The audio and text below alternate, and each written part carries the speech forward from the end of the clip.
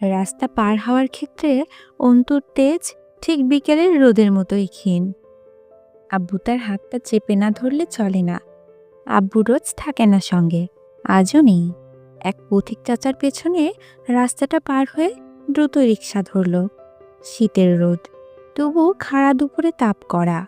বোরকা হিজাবের আবরণের নিচে ঘামের স্রোত বেয়ে যাচ্ছিল তার।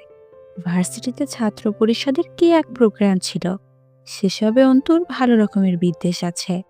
কারণ হিসেবে বলা যায় তাকে শেখানো হয়েছে এবং বাকিটা নিজস্ব। অন্তুর ধারণা ছাত্রলীগ, যাদেরকে দেশের সংখ্যাগরিষ্ঠ অগ্রদূতের নাম দেওয়া হয়েছে, তারা মূলত পঙ্গপাল। দলবদ্ধ হয়ে চলা ঘাসফড়িংয়ের জাতকে পঙ্গপাল বলে। ১০-১৫ লক্ষ একত্রে চলাচল করে এবং কোনো বিঘাখানেক জমি ফসলি ক্ষেতকে আক্রমণ করলে খুব অল্প সময়ে ক্ষেতের ফসল খুব ভালো মতো পরিষ্কার করে ফেলে। এক শ্রেণীর লোক অবশ্য এই ক্ষেত পরিষ্কারকে বরবাদ করাও বলবে। তাদের কথা কানে নেওয়া উচিত না। ক্ষেতের ফসল উদ্ভিদের জন্য ভারী। উদ্ভিদকে স্বস্তি দিতেই হয়তো পঙ্গপাল এসব ফসল ভক্ষণ করে পরিবেশের ভারসাম্য রক্ষা করে থাকে। অন্তর ধারণা, বাংলাদেশের ছাত্রলীগ নামক পঙ্গপাল দেশটা, অর্থাৎ বাংলার আবাদি ক্ষেতের জন্য তেমনই একদল পঙ্গপালের সমান। আমার কল এসেছে কয়েকবার, তার ভাষায় খুব জরুরি কাজ। অন্তু জানে কোনো জরুরি কাজ টাজ কিচ্ছু না, কিন্তু ছাত্রনেতাদের মুখ পেটানো মহাবাণী থেকে মুক্তির একটা ছুতো দেওয়াই সে মায়ের প্রতি অল্প কৃতজ্ঞ। দুপুরের ঝাঁঝাঝালো রোদে বাড়ি ফিরে সে জরুরি কাজটা দেখল অন্তু। তাতে তার মাথাও দুপুরের রোদের মতোই উষ্ণ হলো। তাকে দেখতে আসা হয়েছে, প্রায়ই হয় এমন। মেহমানদের তাকে দেখার ধারণ সে জাহিলি যুগের মেয়ে নামক পণ্য কেনা বেচার মতো। এটা অন্তুর নিজস্ব মত। সে বিষয়টাকে পছন্দ করে না। তারা অন্তুর চোর খুলে ফেলল। এক টানে শরীরে জড়ানো অন্যটা সরিয়ে গলা, বুক, হাত দেখা হলো। নামে ফর্সাই আছে, কিন্তু চোয়ালের পাটি শক্ত করে চুপ করে থাকলো। কিন্তু যখন সালোয়ার উঁচিয়ে তুলতে গেল মহিলারা ঠ্যাং ডাকবার উদ্দেশ্যে, অন্তু সীমিত ধৈর্যের বাদ খসল। সালোয়ার ছাড়িয়ে নিয়ে উঠে দাঁড়ালো। তীক্ষ্ণ চোখে তাকে স্পষ্ট স্বরে বলল, আপনারা মেয়ে দেখতে এসেছেন নাকি হাঁটু গরু কিনতে এসেছেন? পাত্রর মা হতভম্ব হলেন। অসন্তুষ্ট মুখে বলে উঠলেন, ও মা, ও আবার কেমন কথা? মেয়ে দেখতে এসে মেয়ের পা দেখতে চাও কি অপরাধ নাকি? জি না, ঠিক অপরাধ নয়, মূর্খতা। কারণ আমি কোরবানির হাটে তোলা কোনো প্রজাতির গবাদি পশু নই, যে সবচেয়ে নিখুঁত আকর্ষণীয় গায়ের রঙওয়ালা মাংসপেশি হৃষ্টপুষ্ট দেখে কিনে নিয়ে যাবেন। স্পষ্ট ঝরঝরে শুদ্ধ ভাষা অন্তুর মুখে, কিন্তু ভাষা কর্কশ। পাত্রর ফুপু মুখ কেমন করলেন। কোন দেশি কথা যে মেয়েকে ভালোভাবে দেখা যাবে না? নাকি কোনো দোষ আছে? তাছাড়া কোনো মেয়ে আছে যে পাত্রপক্ষের মুখের উপর এরকম বদমাইশের মতো কথা বলে? আশ্চর্য মেয়ে তো দেখছি। দেখতে আসছি তো দেখবো না? জি নিশ্চয়ই দেখবেন, দোষ থাকা চলবে না। দরকার পড়লে মেয়ের দেহের প্রতিটা কোষ পর্যবেক্ষণ করা মেশিন এনে দেখবেন। পরনের সালোয়ার ঠ্যাঙে তুলে তারপর মেয়ের ঠ্যাং দেখবেন ফর্সা কিনা। রাইট? ওনারা মুখ বিকৃত করে বসে আছেন। অন্তু আলতো হাসলো। দুঃখিত চাচিমা, এটাকে আপনারা মেয়ে দেখা বললেও আমি ছোট লোকই বলছি। মেয়ে দেখতে এসে গাল ফেড়ে মেয়ের দাঁত দেখতে হবে, দাঁত উঁচু নিচু আছে কিনা, মাথার চুল টেনে টুনে দেখতে হবে, চুল আসল না নকল, আছে না নেই, বড় না ছোট, গলা বের করে ঘাড়ের ওড়না খুলে হাঁটিয়ে নাচিয়ে এরপর পছন্দ হলে নিয়ে যাবেন। এটাই মেয়ে দেখা? অথচ বলুন তো, আমি যা যা বললাম তার শুনতে এমন লাগলো না যে কোনো গৃহপালিত পশুর বর্ণনা দেওয়া হয়েছে? খরিদ্দার এসেছে গোয়াল থেকে পশু খুলে নিয়ে যেতে। অপমান, অসন্তুষ্টি এবং বিরক্তি লেগে আছে মুখে তিনজনের। ছেলের ফুপু মুখ খুললেন, তো কিভাবে মেয়ে দেখে? তুমি শেখাও কিভাবে মেয়ে দেখে। কথাটা বলে মুখ ঝামতি মারলেন মহিলা। রাবেয়া অন্তুর দিকে চোখ গরম করে তাকাচ্ছেন। ঘরে পাড়ার মহিলারাও আছেন কয়েকজন। পাশেই ঘটক মহিলা বসা। তিনি বললেন, এ কেমন কথা কাও মেয়ে? দেখতে এলে একটু ভালো করেই দেখে মেয়ে, না দেখে শুনে আবার নিয়ে যায় নাকি? বাড়ির বই হইবা বলে কথা। অন্তুর কাছে এ কথার জবাব আছে। দেখে শুনে নিয়ে যাওয়াটা দোষের নয়, তবে দেখার মধ্যে মার্জিত এবং শালীনতার ব্যাপার তো আছে। মহিলাগুলো রীতিমতো তাকে অসম্মানমূলকভাবে মেয়ে দেখার নামে এক প্রকার অপমান করছেন। একটা মেয়ের পাত্রপক্ষের সম্মুখে মেয়ের আত্মমর্যাদা, মূল্য সবের অস্তিত্ব নেই। শুধু একটি জড় সামগ্রী, যাকে ঘুরিয়ে ফিরিয়ে বাজিয়ে দরদাম করে পছন্দ হলে দয়া করে কিনে নিয়ে যাওয়া হবে। এই কথাগুলো চেপে গিয়ে ঘটক মহিলাটির কথার জবাবে চমৎকার হাসল। বাড়ির বউ হব? কে বলেছে? আমি এখনো অন্যের মেয়ে, আর অন্যের মেয়েকে বাজারের পণ্যের মতো ঘুরিয়ে ফিরিয়ে দেখা, দরদামের কথায় আসা। যদি বিয়ের উদ্দেশ্যে মেয়ে দেখা হয়, তাহলে বিয়ে বোধহয় আমার জন্য না। আর আমার ধারণা, আপনাদের আমাকে দেখে শুনে পছন্দ হলে যৌতুকের কথাও তুলবেন। এক্ষেত্রেও দুঃখিত চাচি, আব্বু আমাকে খাইয়ে পরিয়ে আদর যত্ন করে এতগুলো বছর সুশিক্ষায় শিক্ষিত করেছেন, যৌতুকের বদলে বিয়ে দিয়ে আমার বোঝা নামাতে নয়। তাছাড়া আমিও ইচ্ছুক নই আমার জন্য পয়সা দিয়ে কোনো খেলনা পুরুষ কিনতে। পাত্রর মা অন্তুর মায়ের দিকে তাকিয়ে এবার কড়া স্বরে তাচ্ছিল্য করে মুখ বিকৃত করলেন। আপা, সে আপনি মেয়েকে যতই শিক্ষিত করেন, আদর্শ শিখাইতে পারেন নাই। এরকম মেয়ে কার ঘরে যাবে? আল্লাহ মাহবুদ জানে। আপনার কপালে কি আছে এই মেয়ে নিয়ে আল্লাহই জানে। অন্তত কোনো ভদ্র পরিবারে তো যাবে না। অন্তু দীর্ঘশ্বাস ফেলল। আত্মসম্মানহীনতা যদি আদর্শ হয়, আমি বরাবর অভদ্র এবং জঘন্য আদর্শে পালিত এক মেয়ে। ক্ষমা করবেন এই বেয়াদবকে। অন্তু আর বসল না। সকলের বিভিন্ন রকম দৃষ্টিকে পেছনে ফেলে এগিয়ে গেল নিজের রুমের দিকে। তার নামে সমাজের রটা কথা নেহাত কম না। প্রতিনিয়তই লোকে তাকে আলোচনায় রেখেছে। অন্তুকে তার বাপ মা মিনসের মতো মানুষ করছে। নষ্টা মেয়ে, ভ্রষ্টা মেয়ে, বেয়াদব, অসভ্য, আদর্শহীন। ভার্সিটিতে পড়িয়ে মিনিস্টার বানাতে চায় মেয়েকে। পাড়ায় লোকের দেওয়া টাইটেলের অভাব পড়ে না অন্তুর ভাগে। কিছুক্ষণ পর সকলকে বিদায় করে রুমে এলেন রাবেয়া বেগম। তিনি কিছু বলতে যাবেন, তার আগে অন্তু বলল, এরকম লোকদের সামনে বসানোর জন্য তুমি আমায় টিউশন কামাই করিয়ে বাড়ি ডেকে আনলে? তোমার আক্কেলকে আর কতটা সাধুবাদ জানাবো আমি আম্মা? রাবেয়া বেগম অসন্তুষ্ট স্বরে বললেন, একটা থাপ্পড় মারবো। বেয়াদব মেয়ে, দিন দিন বেলেহাজ হয়ে যাইতেছ তুমি। বেশি লাই দিয়ে ফেলতেছে নাকি আমি? আর কয়টা পাত্রের সামনে আর আমার মান ইজ্জত নষ্ট করবি তুই? মা হিসেবে তোকে পার করতে চাওয়ার কোনো হক নাই আমার?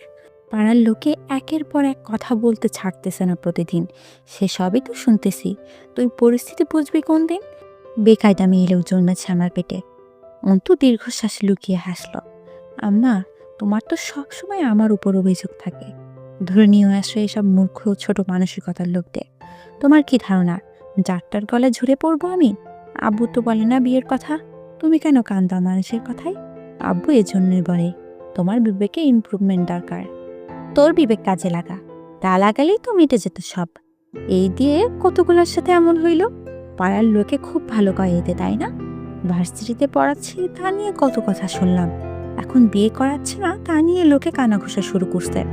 এই যে এসব আচরণ করিস, লোকের কানে যায় না? তোর বাপ তো শিক্ষিত অন্ধ, তার আর কি?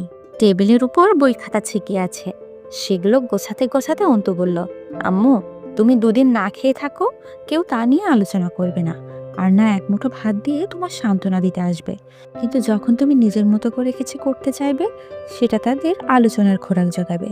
তাহলে যে মানুষেরা তোমার কষ্টকে আলোচনা করে সুখের রূপ দিতে পারে না, তাদেরকে তোমার ভালো থাকাকে কেন খারাপ থাকাতে বদলাতে সুযোগ দেবে? শেষের দিকে কঠিন হলো অন্তুর কণ্ঠস্বর।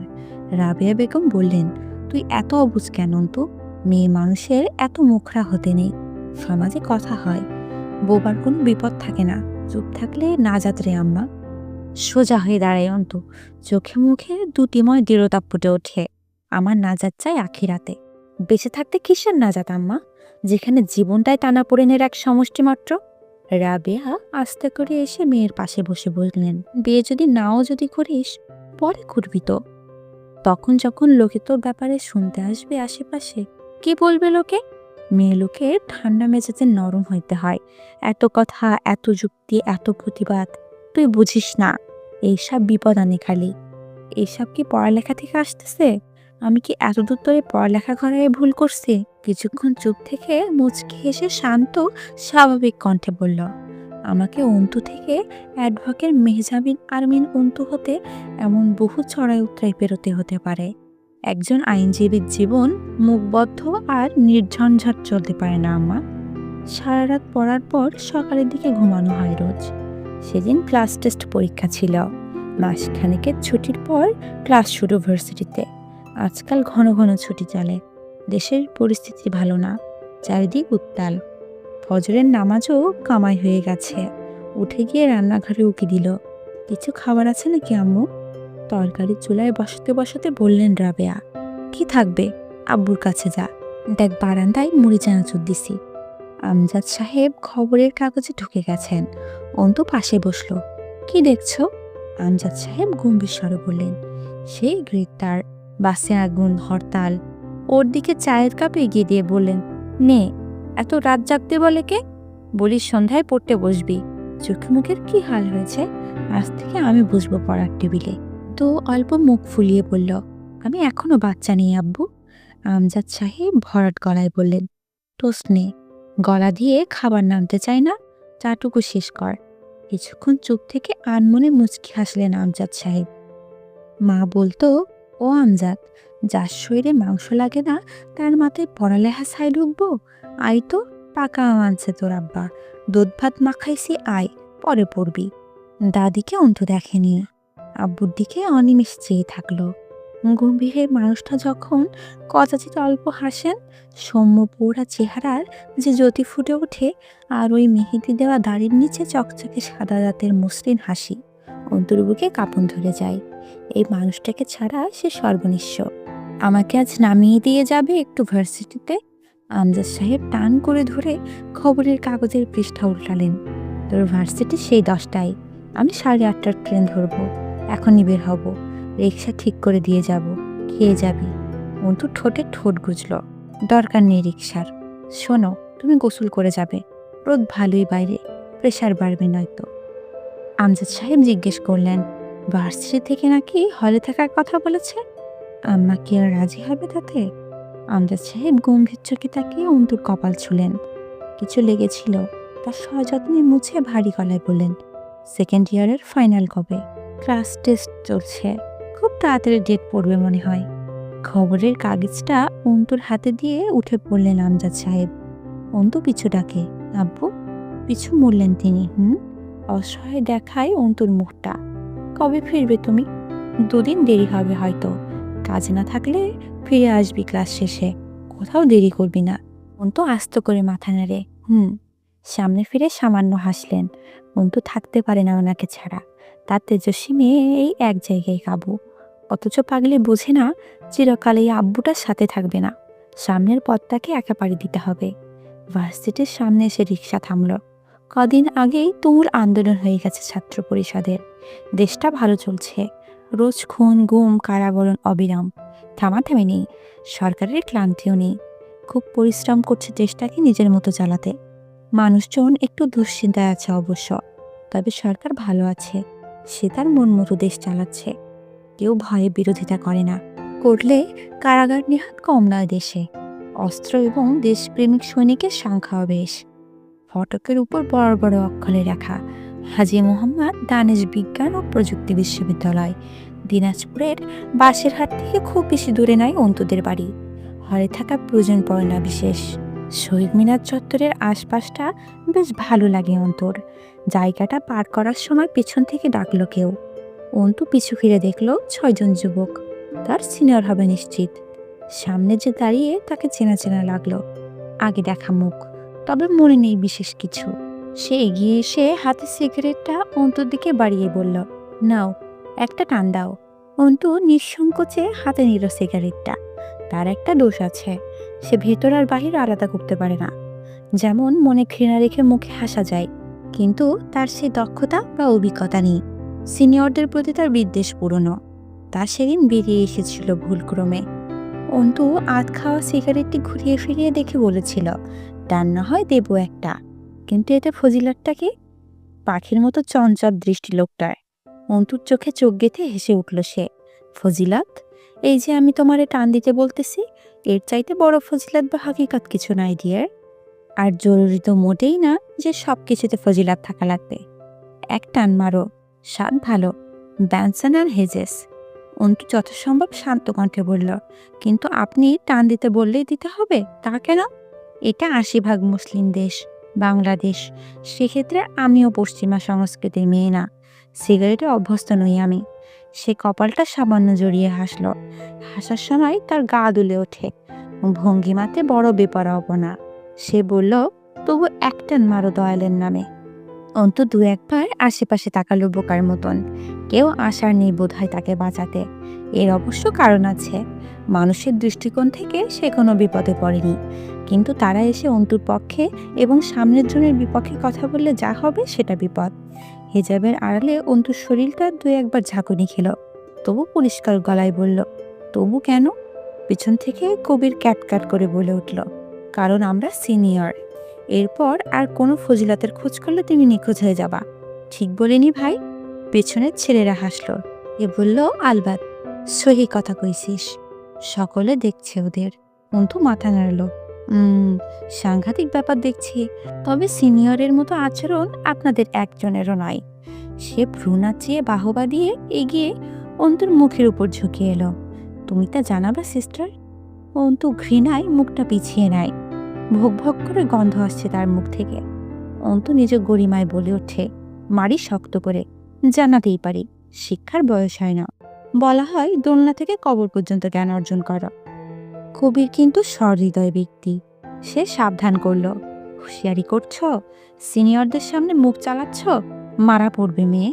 কবে ভর্তি হয়েছ? কে বড় কে ছোট বিষয়টা বুঝে উঠতে পারোনি মনে হচ্ছে। কবিরের খুব হাসি পাচ্ছে ছোট্ট মেয়েটার দুঃসাহসের উপর। বড় ইচ্ছে করছে নেকাবটা টেনে ছেড়ে ফেলতে। ফেলাও তো উচিত, মেয়েটা বেয়াদব। অন্তু হাসল। কুকুর ছোট হোক অথবা বড়, তাকে কুকুর বলা সৎ সাহসটুকু থাকা অবশ্যই ভালো গুণ। কি বলেন সিনিয়র মশাই? কথাটা অন্তু ঘাড় বাঁকা করে তাকিয়ে থাকা সে সিগারেটওয়ালা লোকটার দিকে তাকিয়ে বলল। সে ভ্রু কিঞ্চিত জড়ায়, যা খুব সূক্ষ্ম। তার খুব আনন্দ লাগছে। নতুন ধরনের অভিজ্ঞতা এটা। তাদের সামনে কেউ তো কথা বলে না। মেয়েটা নিশ্চিত তাকে চেনে না। অন্তু আবার বলল, একটা মেয়ে হেঁটে যাচ্ছে, তাকে দেখে সিগারেট টানতে বলা, পানির বোতল ভরানো, জুতো পরিষ্কার করানো, আজে বাজে কথা চিরকুটে লিখে তা অন্যকে দেওয়ানো, হ্যারাস করা, হুমকি দেওয়া, হলে ডেকে নেওয়া, এসব আপনাদের কাছে সিনিয়রদের সংজ্ঞা? অথচ আমি যে বই থেকে সিনিয়রদের সংজ্ঞা পড়েছিলাম সেখানে লেখা ছিল সিনিয়র হলো শিক্ষক, যে জুনিয়রকে আদব শেখাবে, শিষ্টাচার বোঝাবে, একটা ভুল করলে ধমক দিয়ে ভুলটা শুধরে দেবে, কোনো প্রয়োজনে সাহায্য করবে, ইত্যাদি ইত্যাদি অনেক কিছুই লেখা ছিল। সেই বই আপনাদের হাতে পড়েনি, দুঃখজনক। মূলত আপনারা রাজনৈতিক পাওয়ার শো করতে এসেছেন। ভুল বলিনি আমি নিশ্চয়ই? সিগারেটটা মাটিতে ফেলে পা দিয়ে চেপে পিষে ক্লাসের দিকে এগিয়ে গেল। ছেলেগুলো ধরতে যায় অন্তুকে। সে বাদ সাধল, উহু, বয়েজ, কুল কুল। মালটা তো একদম আলাদা রে, সবার চাইতে আলাদা। তার সাথে খেলাও হবে একদম আলাদা। শালার রাজনীতিতে আসার পর কত ভদ্রলোক হয়ে গেছি আমি, ভাবা যায়? আমাকে চেনে নি মনে হয়। পাত্তাই দিল না। ছ্যাঃ। আস্তে করে মুখটা তুলে আকাশের দিকে তাকালো। কুকুর বলেই খালাস হয়ে গেল মেয়ে? পেটে যে কুকুরের ভীষণ খিদে, সেইটা খেয়াল করলে না? Not fair, no, this is not fair. হুট করে আবার আসমান থেকে চোখ নামিয়ে ঘাড় নাড়ল দুদিকে। ছ্যাঃ, কি তেজ। আমি ডিস্টার্ব রে। সিগারেটটা সে তুলল, সেটা কবিরকে দেখিয়ে বলল, রেখে দে এটা যত্ন করে। পাখি শিকার করার পর একবার করে এটা দেখব। আর তাই বলে আমার সাথে এভাবে? ও আমাকে চেনে? চেনে রে আমাকে। সামনের দাতক পাটি ঘষল মৃদু, ঘাড়ে হাত বুলিয়ে আর চোখে সামনে তাকিয়ে দেখলো, আবার আকাশের পানে তাকালো। সামনে ইলেকশন, নিজেকে বাঁচিয়ে চলছি, তাতে দেখতেছি মেলা লোকই রঙ্গতামাশা দেখায় চলে যাচ্ছে। এটা কি ঠিক হচ্ছে বলতো? ইলেকশন তো শেষ হবে, তাই না? এরপর কি হবে তা ভাবছে না কেন এরা? উন্মাদের মতো হাসল সে। ভার্সিটি চত্বরে লোকজন কম এখন। ক্লাসের ফুল টাইম চলছে। লোক থাকলেও তার যায় আসার কথা নাই। যে পাশ কাটাচ্ছে সালাম ঠুকে যাচ্ছে তাকে। সে আবার তাকালো অন্তুর দিকে। অন্তু ততক্ষণে ঢুকে পড়েছে সমাজবিজ্ঞান বিভাগের বিল্ডিংয়ে।